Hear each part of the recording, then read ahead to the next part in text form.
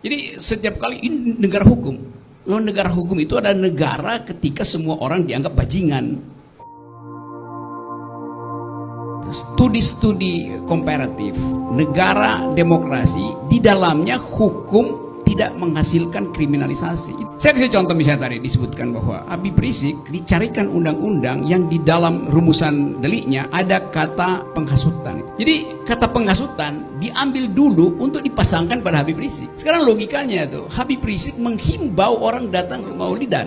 Yang diundang adalah Habib. Jadi Habib Rizik menghasut Habib untuk datang ke acara agama. Kan otaknya di mana konstruksi itu? Seolah-olah kalau nggak dihasut, orang nggak akan datang ke masjid. Ini artinya penghasutan. Ya mungkin aja di dalam kasus tertentu memang dihasut untuk datang ke masjid, untuk bakar masjid, untuk bikin onar. Menghasut kan artinya ingin membuat kejahatan. Nah, orang datang buat beribadah, di mana menghasutnya? Mengundang. Nah, kalau demokrasi jalan, penegak hukum, intel nggak ngelapor begituan, kan gampang aja. Ini kan cuma upacara biasa gitu. Prinsip equality before the law, bukan semua orang sama di depan hukum, tetapi hukum harus sama diakses oleh orang yang berbeda. Orangnya memang berbeda. Tentu kedudukan saya sebagai warga negara berbeda dengan yang punya pulau reklamasi.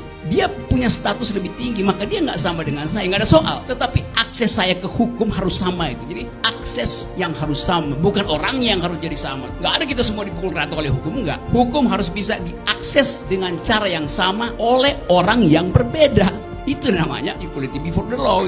Itu hal yang simple, yang kadang-kala salah diucapkan oleh politisi, karena memang cuma mau gagah-gagahan equality before the law. Ini ngerti apa enggak tuh poin itu? Jadi demokrasi itu artinya kita berbeda, tapi kita punya akses yang sama terhadap hukum. Itu namanya equality before the law. Itu kata John Locke begitu.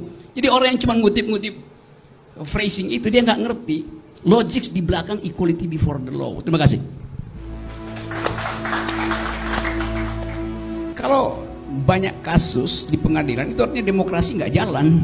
Kan cuma itu pertanda tuh. Negara hukum itu menjadi buruk kalau kasusnya banyak. Jadi semakin sedikit kasus, itu pertanda orang bisa bercakap-cakap dengan pikiran. Kalau orang bisa bercakap-cakap dengan Habib Rizik, ngapain buang uang banyak betul nyewa booster buat jelekin Habib Rizik? Kayak itu dalilnya kan. Saya anggap bahwa pemerintah akhirnya berupaya untuk negosiasi. Negosiasi dengan opini publik. Tentu ada semacam ya kirim sinyal intelijen, mungkin polisi, jaksa atas bantuan beberapa sumber, lalu bertemu dalam satu kesepakatan untuk oke, dibikin 2 bulan aja, enak kan 2 bulan. Memang mesti ada hukumannya. Kalau nggak ada hukumannya